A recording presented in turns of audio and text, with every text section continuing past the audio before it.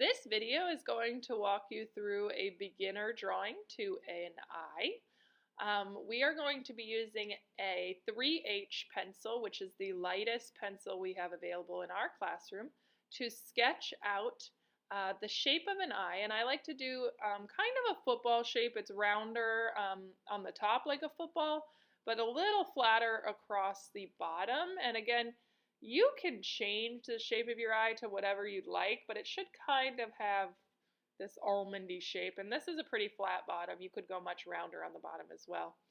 And then I do like to put out the inside of the eye where it's got the little, where the pink of your eye is. And then here you'll see I'm adding like the crease of the eyelids. So that first line right below it is where your eyelashes will come out, and then it's got the crease of the eyelid over the top of that. Here I'm adding in the edge of where the white of your eyeball would go, so make sure it's curved the proper way so that it looks like the edge of the white of your eyeball. Now when you're putting in the iris, think of it as a full circle that is partially hidden. It should not get long in any area to where it would be an oval if you took away the shape of the eye. If it helps you, you can draw out a full circle using like a compass and then just draw the eye shape over that. Here I am adding in the pupil. Remember that your pupil is not going to take up the entire colored part of your eye. It should be kind of smaller. And then I kind of made this one look a little Pac-Man-y because I wanted to put a reflection in, so I left a little section out. But you could just draw your reflection however you want. It could be a little circle of light, it could be a little square, it could be like I did, the little Pac-Man-y type thing. So it just depends how you want the reflection or the glare to hit the eye. On the bottom of the eye there, I just made the line a little thicker so that I could show or have an area to make the eyelashes come out of that.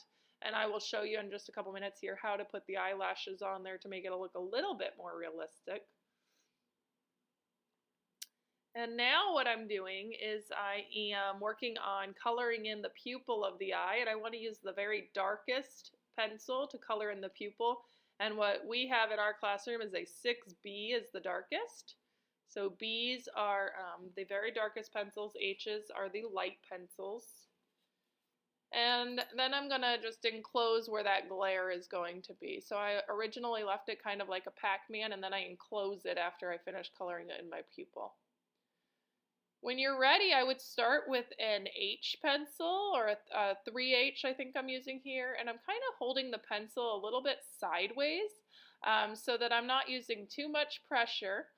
And I am putting down a layer of graphite, and I would do that all the way out through your entire iris. That's the colored part of your eye. You do want to leave the whites of the eye white, so they should not have pencil in those, just inside the iris. And take your 3H all the way to the edge of the iris. Once you have the graphite all the way to the edge of the iris, you're going to use a blending stump to blend out the graphite and smooth it out. If you notice any graphite where it's not supposed to be, you should clean that up with an eraser. And mine ended up a little dark, so I actually want to go in with an eraser and kind of lighten up the middle of the eye. So here you'll see I am taking my eraser, I'm removing some of the graphite so that I create that lighter value working out into the darker value. And then I'm going to use my blending stump to blend those together without adding any extra graphite.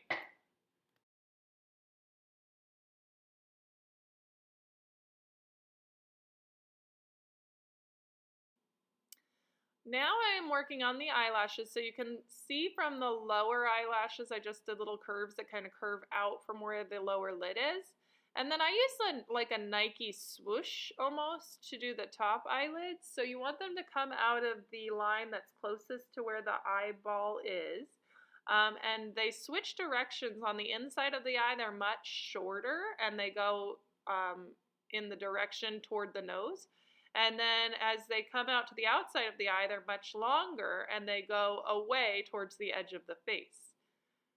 So remember, you want to do like a little Nike swoosh mark. And then I'm shading in lightly the inside of the eye because that's where that pink tissue is of your eye. And I want that to be a darker value than where the white of my eyeball is, which is the whites of the eye around the iris. And here I'm using my blending stump. And then I'm going to go in and I'm going to show you the eyebrow, which is going to be about the length of the eye. So you're going to start at the inside of the eye right above it.